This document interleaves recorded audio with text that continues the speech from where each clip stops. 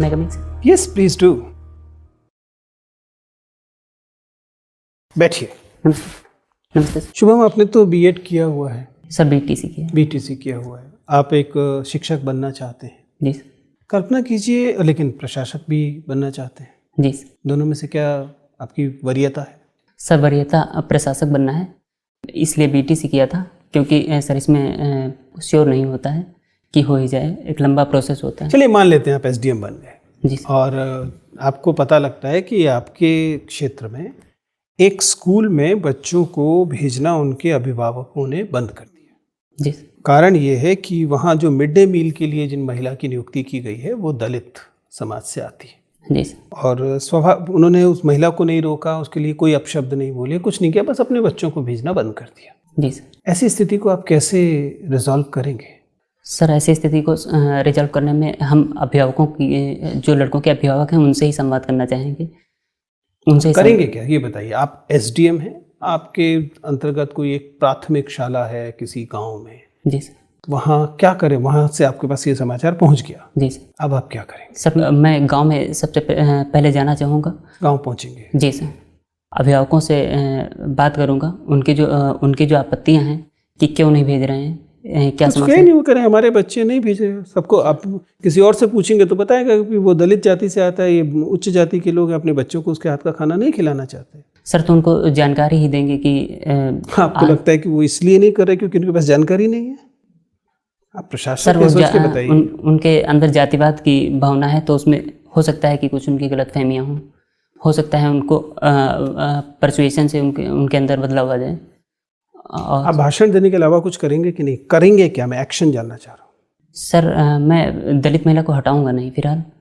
Process भले school बंद हो जाए। सर स्कूल बिना बच्चे के कैसे स्कूल चलेगा? आप तो शिक्षक हैं, आप तो प्रशिक्षित हैं, आपको पता है। जी सर। क्या करेंगे? क्या एक्शन बताइए। सर मुझे प्रशासक बनेंगे तो कुछ तो करना पड़ेगा बच्चे। जी सर। चलिए, आप उत्तर प्रदेश के निवासी हैं और हिंदी साहित्य आपका विषय है। जी सर। हिंदी साहित्य पर उत्तर प्रदेश का दुष्प्रभाव क्या क्या है ये बताइए। प्रभाव तो आप याद करके आए थे, दुष्प्रभाव बताना है। हिंदी साहित्य के दुष्प्रभाव? हाँ, हिंदी साहित्य को उत्तर प्रदेश से क्या क्या नुकसान हुआ है? सर नुकसान रिकॉल मैं नहीं कर पा रहा हूँ सर। क्या बात करें, बहुत सारे लोगों का साफ साफ मानना है कि हिंदी साहित्य की दुर्गति में एक बड़ी भूमिका जी सर। इस बात की है कि हिंदी साहित्य में फ्यूडलिज्म, सामंतवाद, जी सर।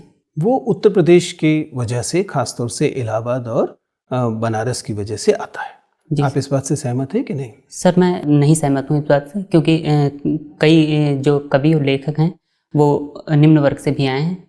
जैसे ओम प्रकाश वाल्मीकि जी को ले सकते हैं, जयप्रकाश करदम साहब को ले सकते हैं। ये सब तो नए लोग हैं। जिस समय हिंदी साहित्य शेप हो रहा था उस समय तो सभी की सब पंडित जी लोग थे।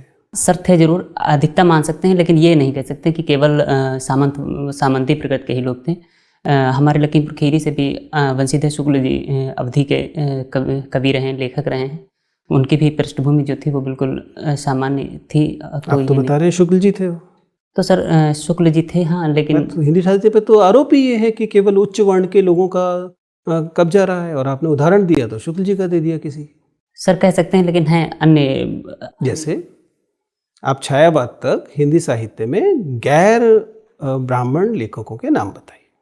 सर इसके बारे में ये अपने आप में ही सब कुछ बता रहा है। जी सर। नहीं?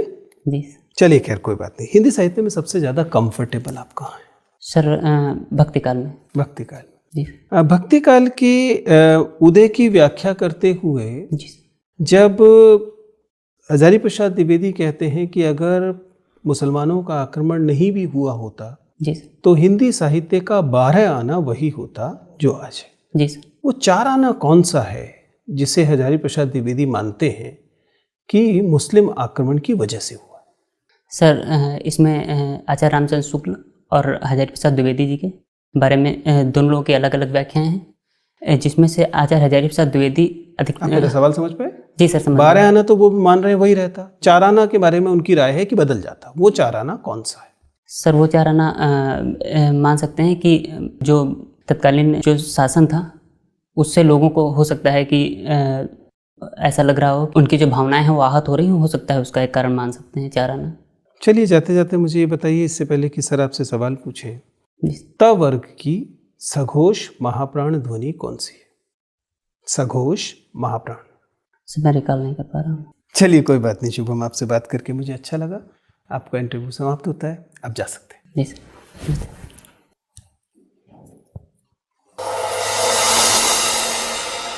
एंट्री आपकी अच्छी है, सिटिंग पोस्चर ठीक है, वॉइस लेवल ठीक है, लेकिन एक तो थोड़ा सा शेकी है, और पोस्चर में एक छोटा सा बदलाव ये है कि आप जिससे बात करते हैं उसकी तरफ मुड़ जाते हैं। जी सर। केवल गर्दन नहीं, देखिए अगर आप वहां से गर्दन हिलाएंगे तो सर को देख सकते हैं, लेकिन आप सिर्फ गर्दन नहीं हिलाते, आप पूरी बॉडी को हिला लेते हैं, इवन थोड़े से पैरों को भी टेढ़ा कर लेते हैं, जी सर। जैसे आप घूम जा रहे हैं। उसकी जरूरत नहीं, ठीक है ना। इससे ऐसा लगता है जैसे कि आप बहुत सिकुड़े अपने आप में सिमट रहे हैं, जी सर। उसकी जरूरत नहीं। अगर मैं आपको पूरी पर्सनैलिटी में एक केवल सुझाव दूं तो वो सुझाव होगा बोल्ड हो जाइए, ठीक है ना। जी सर। बहुत सहमिए मत। आपको किसी ने कोई खैरात में ये अवसर नहीं दिया है कि आप इंटरव्यू दें, आपने इस अवसर को हासिल किया है, ठीक है ना। एक इंटरव्यू, आपने एक परीक्षा, इंपॉर्टेंट परीक्षा पास की है, तब आपको ये अवसर मिला है। जी सर। तो उससे जो खुशी और बोल्डनेस आनी चाहिए, फिलहाल वो नहीं आ रही है। जी सर। मैं आपकी ज्ञान की बात नहीं कर रहा हूँ कि आपको कौन कितना आता है कितना नहीं आता, वो बाद की बात है। पहले मजबूती से अपनी बात को कहिए, ठीक है। बात समझ में आ रही है? इस बात से मत डरिए कि अगर तथ्यात्मक क्वेश्चन नहीं है तो, कि आपका प्रश्न गलत हो जाएगा। जी सर। इस चक्कर में आप अपने आप को रोक ले रहे हैं, जी और सर। किसी किसी जगह पर आप मिडवे ड्रॉप कर दे रहे हैं आंसर देने को, वो मत कीजिए, ठीक है ना। मैं कतई नहीं कह रहा हूं कि नॉलेज का कोई सब्स्टिट्यूट होता है, पढ़ना है आपको, तैयारी करनी है आपको, लेकिन डिलीवरी पर भी ध्यान देना है, जी सर। ठीक है। कैसे आप उसे व्यक्त कर रहे हैं इस पे ध्यान दें। हैंड मूवमेंट नहीं है, आई कांटेक्ट ठीक है, फ्लो अच्छा है, तो कुल मिला के कोई परेशानी बाकी कम्युनिकेशन पैटर्न में नहीं है। बस सिर्फ इतना है कि जल्दी हथियार मत डालिए, बस, जी सर। ठीक है ना। थोड़ा बोल्ड तरीके से बात कीजिए। सिचुएशनल क्वेश्चंस में तो हथियार बिल्कुल नहीं डालने, कुछ ना कुछ जरूर बोल दीजिए, जी सर। ठीक है ना। बात समझ में आ रही है? जी सर। बाकी चीजें जनरली आप अच्छा कर रहे हैं, चिंता मत कीजिए। हिंदी साहित्य वाले हिस्से को थोड़ा सा देख लीजिए, आपका अपना विषय है, ठीक है ना। इसी तरीके से अपने स्टेट और डिस्ट्रिक्ट को भी थोड़ा देख लीजिए, ठीक है। बाकी चीजें ठीक है, अच्छा करेंगे। All the best. Thank you sir. Thank you sir.